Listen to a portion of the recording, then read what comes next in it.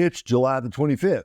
Let's read the Bible. Welcome back, friends, to this year-long journey from Genesis to Revelation in just 1 year. So glad you could be with us. I know some of you, many of you, in fact, have been with us from day one. I know a lot of people said, haven't missed a single day. But I also know that many of you have joined along the way. February, March, April, May, June. Now here we are at the end of July. Doesn't matter. You are welcome. And to the question that people have asked me several times, should I go back? No. Just start with us wherever you are. If you start today, right here in the book of Nehemiah, stay with us to the end of the Bible.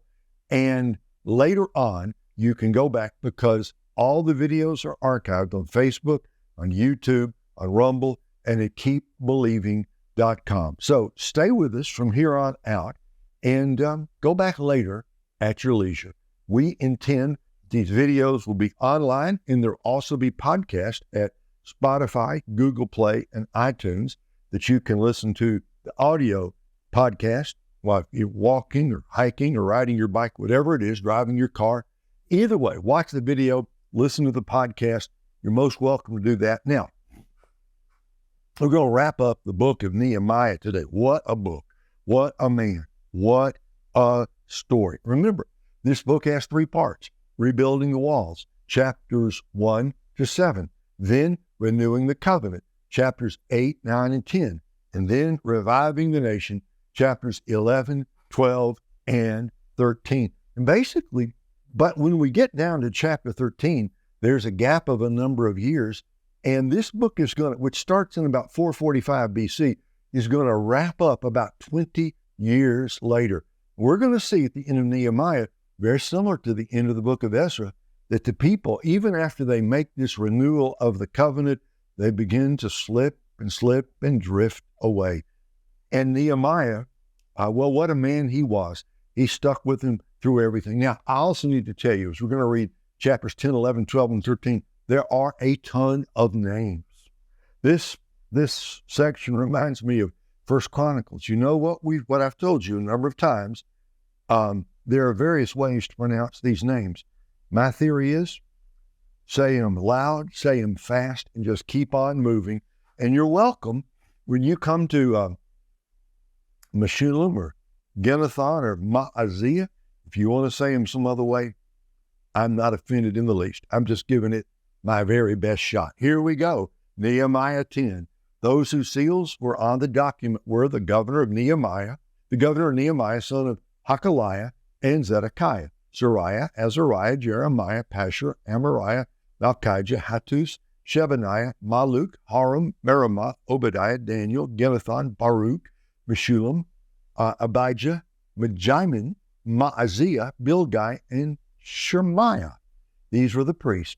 The Levites were Jeshua, son of Azaniah, Binnui of the sons of Henadad, Kadmiel, and their brothers, Shebaniah, Hodiah, Kelida, Peliah, Hanan, Micah, Rehab, Hashabiah, Zachar, Sherebiah, Shebaniah, Hodiah, Bani, and Beninu. The heads of the people were Parosh, Pahath, Moab, Elam, Zatu, Bani, Bunai, Azgad, Bebai, Adonijah, Bigvai, Aden, Ater, Hezekiah, Azar, Hodiah, Hashem, Bezai, Harif, Anathoth, Nebai, Magpiash, Meshulam, Ezer, Zabel, Zadok, Jaddua, Pelatiah, Hanan, Anaiah, Hoshea, Hananiah, Hashub, Halohesh, Pilha, Shobek, Reum, Hashabnah, Maaseiah, Ahijah, Hanan, Anan, Maluk, Haram, Baanah. The rest of the people, the priests, Levites, gatekeepers, singers, and the temple servants, along with their wives, sons, and daughters, everyone who is able to understand and who has separated themselves from the surrounding peoples to obey the law of God, join with their noble brothers and commit themselves with a sworn oath to follow the law of God given to God's servant Moses and to obey carefully all the commandments and ordinances and statutes of the Lord our God. Now, starting in verse 30 of chapter 10, what we had the signatories there at the first. Now, this is what they were signing and agreeing to. Verse 30, we will not give our daughters in marriage to the surrounding peoples, and will not take their daughters as wives for our sons. When the surrounding peoples bring merchandise or any kind of grain to sell on the Sabbath day, we will not buy from them on the Sabbath or a holy day. We will also leave the land uncultivated in the 7th year and will cancel every debt. We will impose the following commands on ourselves: to give 1/8 of an ounce of silver yearly for the service of the house of our God. The bread displayed before the Lord, the daily grain offering, the regular burnt offering, the Sabbath, the new moon festivals, the appointed festivals, the holy things, the sin offerings to atone for Israel, and for all the work of the house of our God. We have cast lots among the priests, Levites, and people for the donation of wood by our ancestral families at the appointed times each year.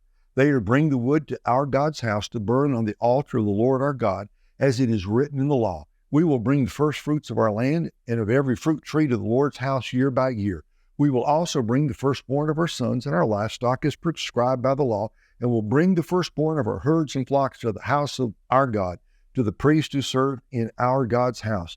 We will bring a loaf from our first batch of dough to the priests at the storerooms of the house of our God. We will also bring first fruits of our grain offerings of every fruit tree and of the new wine and fresh oil. 1/10 of our land's produce belongs to the Levites, for the Levites to collect the 1/10 offering in all our agricultural towns. A priest from Aaron's descendants is to accompany the Levites when they collect the 10th, and the Levites are to take 1/10 of this offering to the storerooms of the treasury in the house of our God.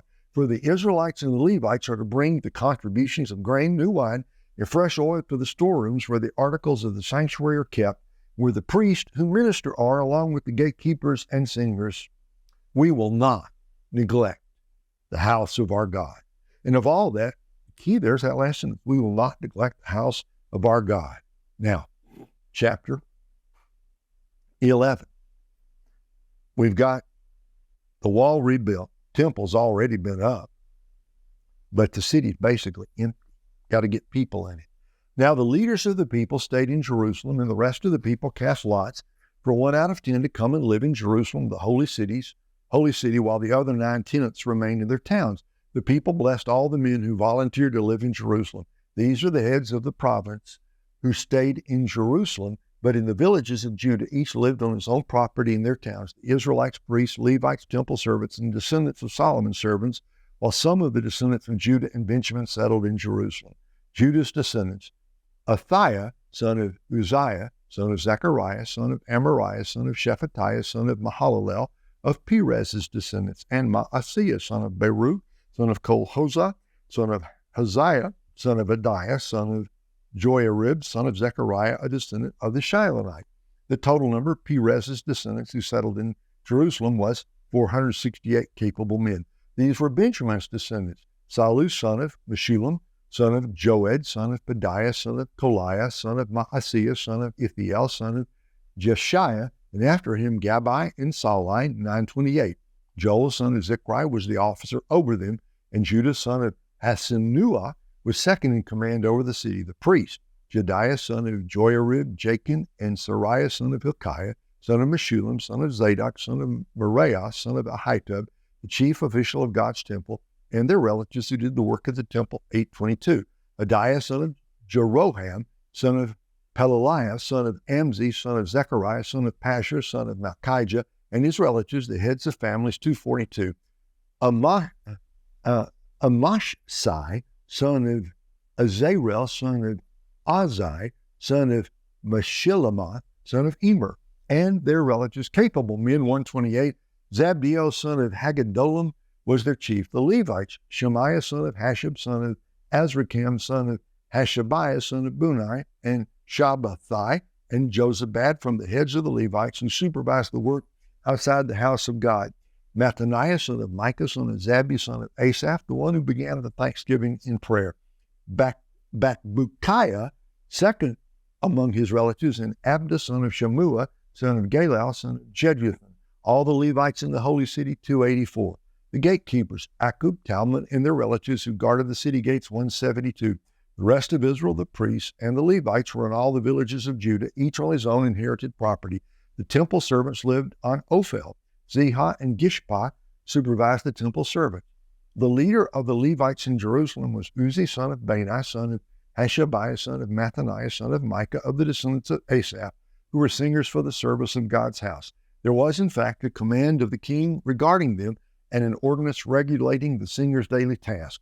Pethahiah, son of Meshezabel, of the descendants of Zerah, son of Judah, was the king's agent in every matter concerning the people. As for the farming settlements with their fields, some of Judah's descendants lived in Kiriath Arba and Dibon and their surrounding villages, and Jekabzeel and its settlements, in Jeshua, Moladah, Beth Pelet, Hazar Shual, and Beersheba and its surrounding villages, in Ziklag and Mekonah and its surrounding villages, in En Rimmon, Zorah, Jarmuth, in Zanoah, and Adullam with their settlements, in Lachish with its fields, and Azekah and its surrounding villages. So they settled from Beersheba to Hinnom Valley. Benjamin's descendants from Geba, Michmash, Ajah, and Bethel and its surrounding villages, Anathoth, Nob, Ananiah, Hatzor, Ramah, Gittaim, Hadid, Zeboim, Nebalat, Lod, and Ono in Craftsman's Valley. Some of the Judean divisions of Levites were in Benjamin. Okay, chapter 12. More names. These are the priests and Levites who went up with Zerubbabel, son of Shealtiel, and with Jeshua, Sariah, Jeremiah, Ezra, Amariah, Maluk, Hattush, Shechaniah, Rehum, Meremoth, Iddo, Genothoi, Abijah, Benjamin, Maadiah, Bilgah, Shemaiah, Joiarib, Jediah, Salu, Amok, Hilkiah, Jediah. These were the heads of the priests and their relatives in the days of Jeshua. The Levites, Jeshua, Binnui, Kadmiel, Sherebiah, Judah, and Mattaniah. He and his relatives were in charge of the songs of praise. Bakbukiah, Uni, and their relatives stood opposite them in the services. Jeshua fathered Joachim, Joachim fathered Eliashib, Eliashib followed Joiada, Joiada followed Jonathan, and Jonathan followed Jaddua. In the days of Joachim, the heads of the priestly families were Moriah of Sariah, Hananiah of Jeremiah, Meshullam of Ezra, Jehohanan of Amariah, Jonathan of Malukai, Joseph of Shebaniah, Adnah of Haram, Helkai of Moriah, Zechariah of Iddo, Meshullam of Ginnethon, Zikri of Abijah, Piltai of Moadiah, of Miniamim, Shammua of Bilgah, Jehonathan of Shemaiah, Mattaniah of Joiarib, Uzi of Jediah, Kalai of Salai, Eber of Amok, Hashabiah of Hilkiah, and Nethanel of Jediah. In the days of Eliashib, Joiada, Johanan, and Jaddua, the heads of the families of the Levites and priests were recorded while Darius the Persian ruled. Levi's descendants, the family heads, were recorded in the book of the historical events during the days of Johanan, son of Eliashib. The heads of the Levites, Hashabiah, Sherebiah, and Jeshua, son of Kadmiel, along with their relatives opposite them, gave praise and thanks division by division as David, the man of God, had prescribed. This included Mattaniah, Bakbukiah, and Obadiah. Meshullam, Talmon, and Akub were gatekeepers who guarded the storerooms at the city gate. These served in the days of Joachim, son of Jeshua, son of Jozadak, in the days of Nehemiah the governor, and Ezra the priest and scribe. Wall's done. Covenant's been made. We've got the city resettled. Pretty much. Got the priest all listed out, Levites listed out. Time to have a dedication of the wall that had been built. Verse 27, at the dedication of the wall of Jerusalem, they sent for the Levites wherever they lived and brought them to Jerusalem to celebrate the joyous dedication with thanksgiving and singing, accompanied by cymbals, harps, and lyres. The singers gathered from the region around Jerusalem, from the settlements of the Netophathites, from Beth Gilgal, and from the fields of Geba and Asmaveth, for they had built settlements for themselves around Jerusalem. After the priests and Levites had purified themselves, they purified the people, the city gates, and the wall. Then I brought the leaders of Judah up to the top of the wall, and I appointed 2 large processions that gave thanks. One went to the right of the wall toward the dung gate. Hoshai and half the leaders of Judah followed, along with Azariah, Ezra, Meshullam, Judah, Benjamin, Shemaiah, Jeremiah, and some of the priest's sons with trumpets. And Zechariah, son of Jonathan, son of Shemaiah, son of Mattaniah, son of Micaiah, son of Zachar, son of Asaph, followed, as well as his relatives, Shemaiah, Azarel, Milathai, Gilalai, Mrai, Nethanel, Judah, and Hanani, with the musical instruments of David, the man of God. Ezra the scribe went in front of them. At the fountain gate, they climbed the steps of the city of David on the ascent of the wall and went above the house of David to the water gate on the east. The second Thanksgiving procession went to the left, and I followed it with half the people along the top of the wall, past the tower of the ovens to the broad wall, above the Ephraim gate and by the old gate, the fish gate, the tower of Hananel, and the tower of the 100 to the sheep gate. They stopped at the gate of the guard. The two Thanksgiving processions stood in the house of God. So did I, and half of the officials accompanying me, as well as the priest, Eliakim, Maaseiah, Miniamin, Micaiah, Elioenai, Zechariah, and Hananiah with trumpets, and Maaseiah, Shemaiah, Eleazar, Uzi, Jehohanan, Malchijah, Elam, and Ezer. Then the singers sang with Jezrahiah as the leader. On that day, they offered great sacrifices and rejoiced because God had given them great joy. The women and children also celebrated, and Jerusalem was rejoicing, was heard far away. On that same day, men were placed in charge of the rooms that housed the supplies, contributions, first fruits, and tents. The legally required portions for the priests and Levites were gathered from the village fields because Judah was grateful for the priests and Levites who were serving. They performed the service of their God and the service of purification, along with the singers and gatekeepers, as David and his son Solomon had prescribed. For long ago, in the days of David and Asaph, there were heads of the singers and songs of praise and thanksgiving to God. So, in the days of Zerubbabel and Nehemiah, all Israel contributed the daily portions for the singers and gatekeepers.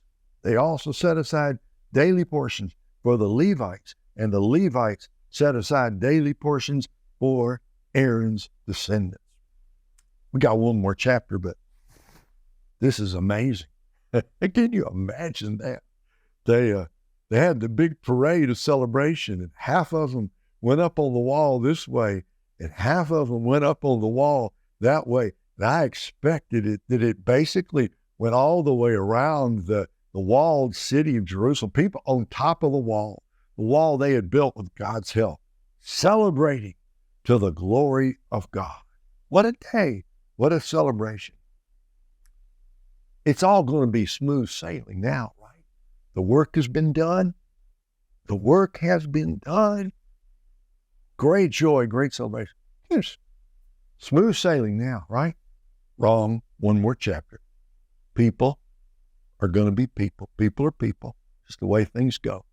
Now, you need to know before I read the last chapter, the number of years pass. Okay? So, even though 13 follows 12, there's a number of years in between here. We're down close to something around 425 BC. At that time, the book of Moses was read publicly to the people. The commandment was found written in it that no Ammonite or Moabite should ever enter the assembly of God because they did not meet the Israelites with food and water. Instead, they hired Balaam against them to curse them. But our God turned the curse into a blessing. When they heard the law, they separated all those of mixed descent from Israel. Now before this,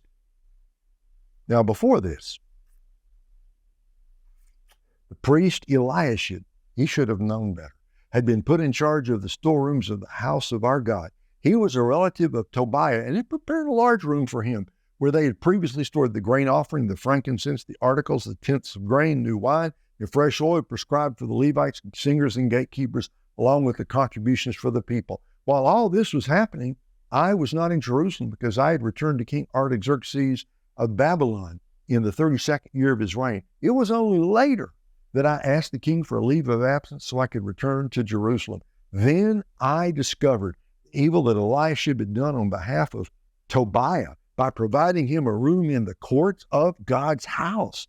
I was greatly displeased and threw out all of Tobiah's household possessions out of the room. I ordered that the rooms be purified and I had the articles of the house of God restored there, along with the grain offerings and frankincense. I also found out that because the portions for the Levites had not been given, each of the Levites and the singers performing the service had gone back to his own field. Therefore, I rebuked the officials, asking, why has the house of God been neglected? I gathered the Levites and singers together and stationed them at their post. Then all Judah brought a tenth of the grain, new wine, and fresh oil into the storehouses. I appointed as treasurers over the storehouses the priests Shelemiah, the scribe Zadok, and Pedaiah of the Levites, with Hanan, son of Zakur, son of Mattaniah, to assist them, because they were considered trustworthy. They were responsible for the distribution to their colleagues. Remember me for this, my God, and don't erase the deeds of faithful love I have done for the house of my God and for its services. At that time, I saw people in Judah treading wine presses on the Sabbath. They were also bringing in stores of grain and loading them on donkeys, along with wine, grapes, and figs. All kinds of goods were being brought to Jerusalem on the Sabbath day. So I warned them against selling food on that day. The Tyrians living there were importing fish and all kinds of merchandise and selling them on the Sabbath to the people of Judah in Jerusalem.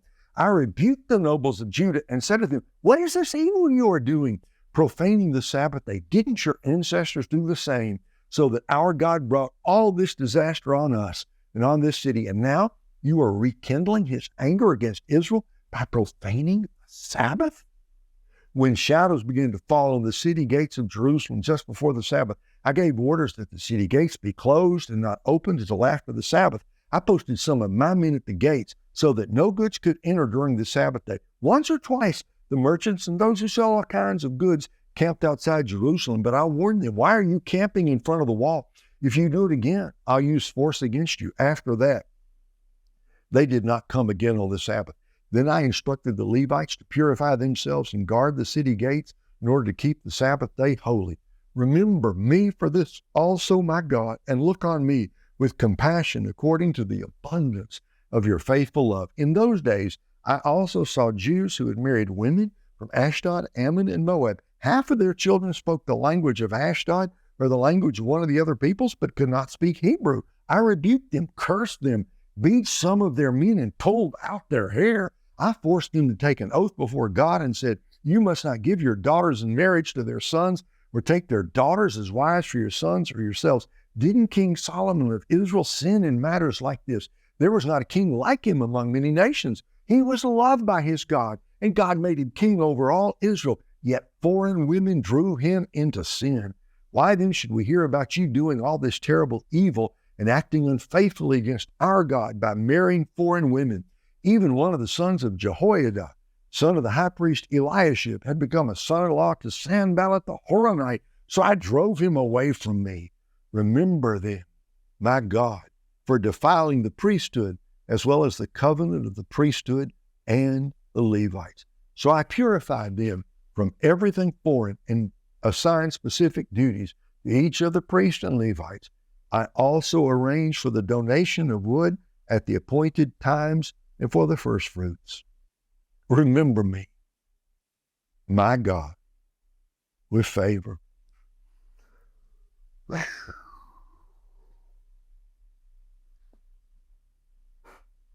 After that great celebration, prone to wander, Lord, I feel it. Prone to leave the God I love. Be careful that you do not, through carelessness, drift away. That you drift away from the Lord. And think of what's happened here. Number one, Eliashib, the priest who should have known better. He let Tobiah, he let him have a place inside the temple, a storehouse. Are you kidding me? Are you kidding me? Tobiah was one of the guys who was trying to stop the rebuilding of the wall. Come on now. Then maybe it doesn't seem like a big deal, but God had said, "This Sabbath belongs to me. You shall keep the Sabbath day holy." There'd be no buying, no selling. They'd made people coming in selling fish and fruit and all the rest on the Sabbath day.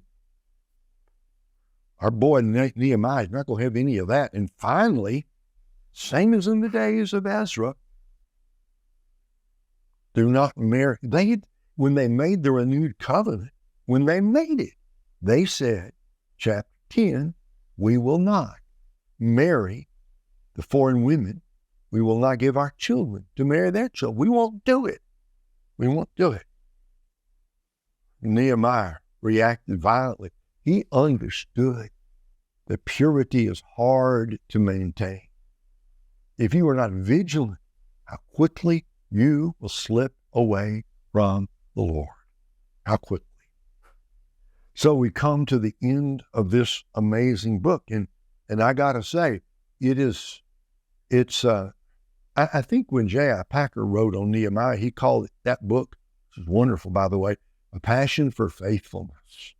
Nehemiah was faithful to God and got the work done, got the wall built and got the people squared away and got the covenant renewed. And even to the very end, he was passionate that his people of God, be faithful. So, my friends, let us take the example of Nehemiah and pray that in our day, God may use us in that way. Go out today and serve the Lord. Go out and rejoice. Go out and help others. Go out and say a good word. Let us then be faithful every day. Every day.